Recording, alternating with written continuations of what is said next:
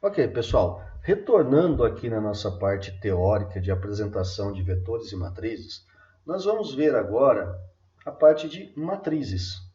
E começando, obviamente, com as informações, as características específicas de matrizes. Então, uma matriz, como a gente viu, ela é bidimensional ou tridimensional, enfim, você vai definindo quantas dimensões você quiser para uma matriz.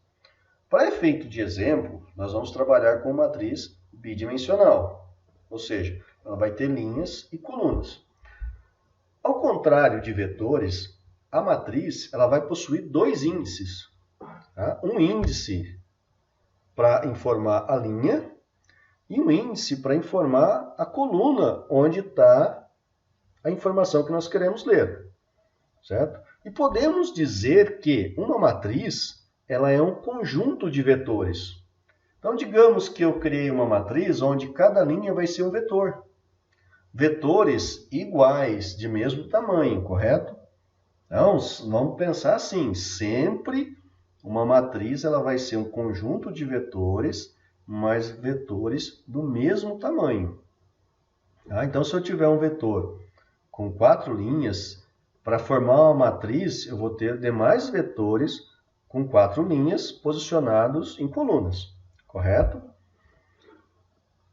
Então, já que a gente trabalhou com vetores, já viu, tem todo esse know-how, né, de declaração, de atribuir valores para um vetor, né, a gente vai agora fazer o seguinte, nós vamos trabalhar com matrizes e a gente vai ver como que a gente vai fazer a criação, né, da declaração dessas matrizes. Mais uma vez, peço desculpa aqui pelo comentário, porque na verdade é declaração de matrizes e não de vetores, correto?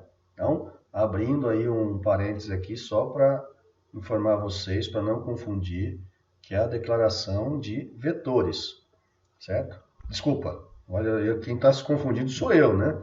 Que é a declaração de matrizes, tá? Então, como a matriz ela é bidimensional, então nós vamos ter linhas e colunas.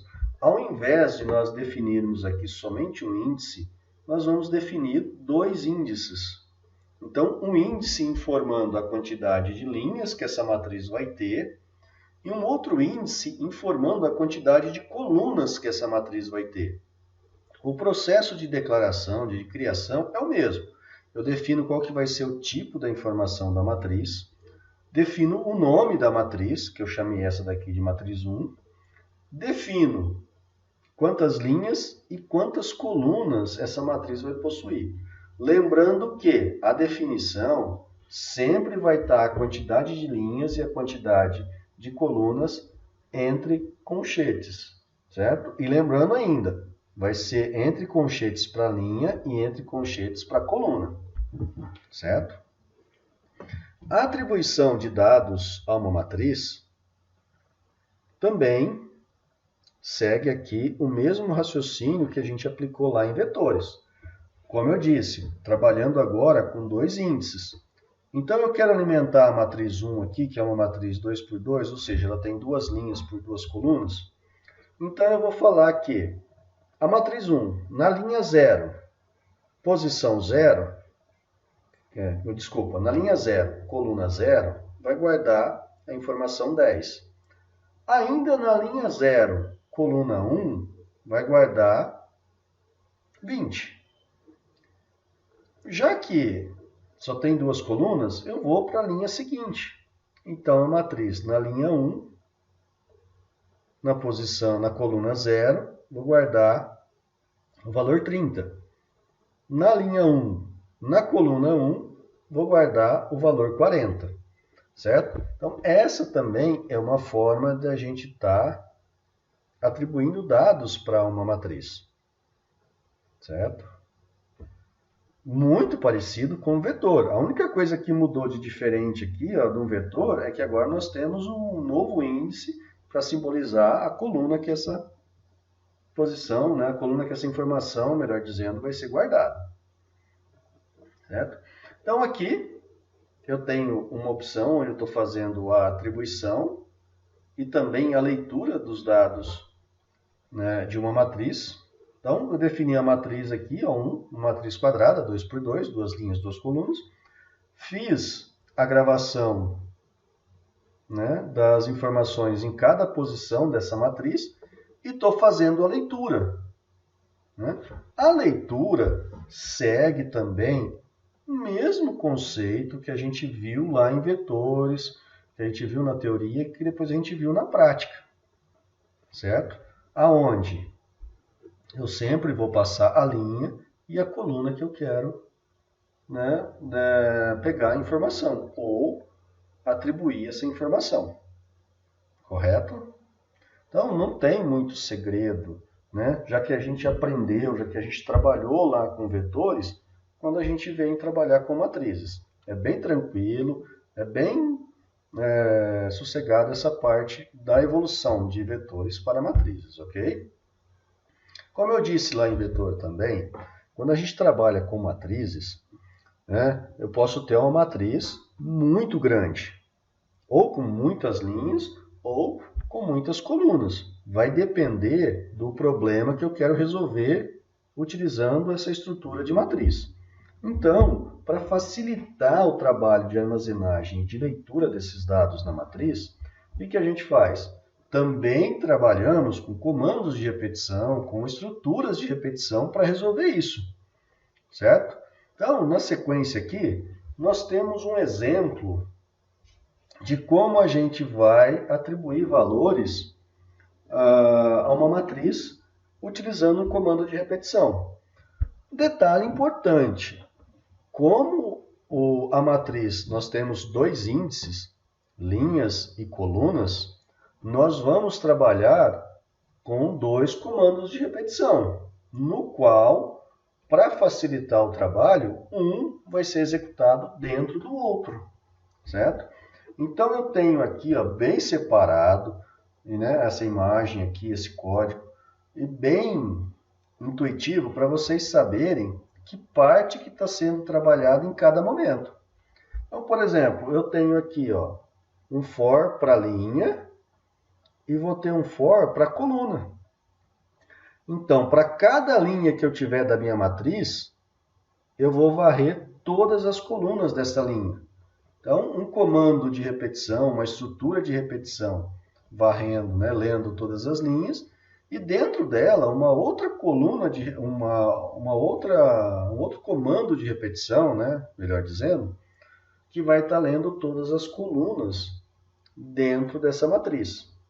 Então, para a linha 0 até, né, a posição, o tamanho 2, eu vou fazer a leitura de todas as colunas.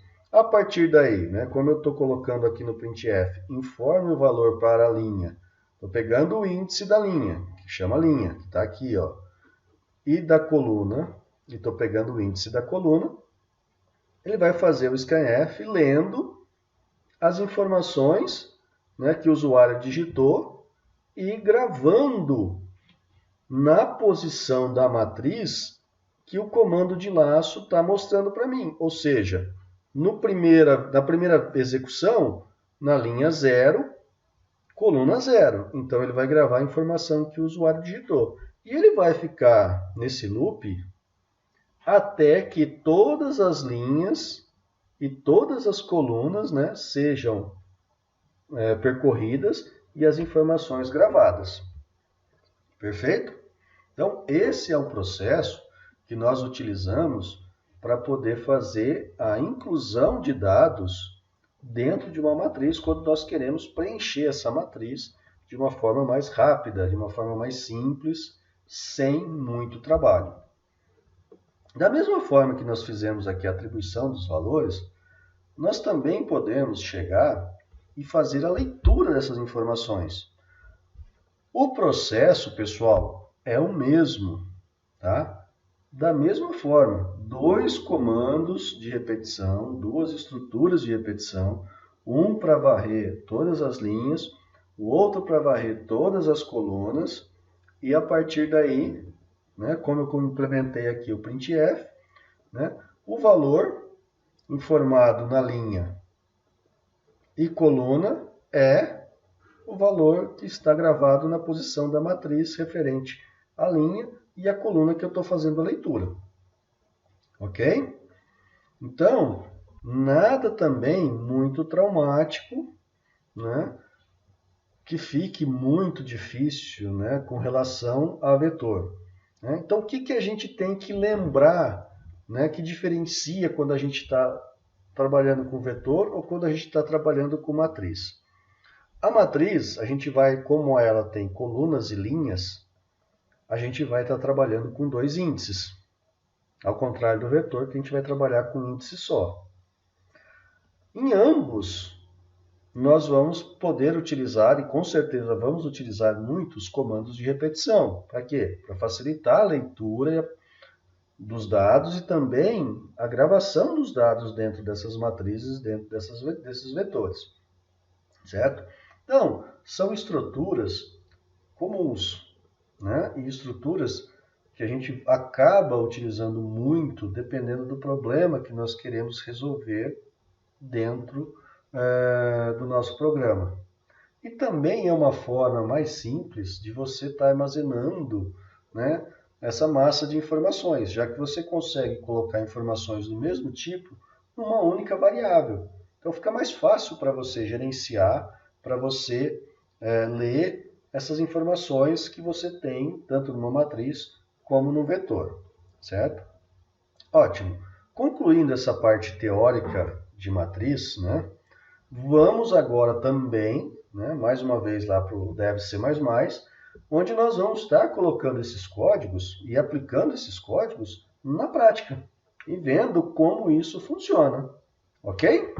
Então, pessoal, um abraço, vejo vocês lá no próximo vídeo, lá no Dev C++, ok?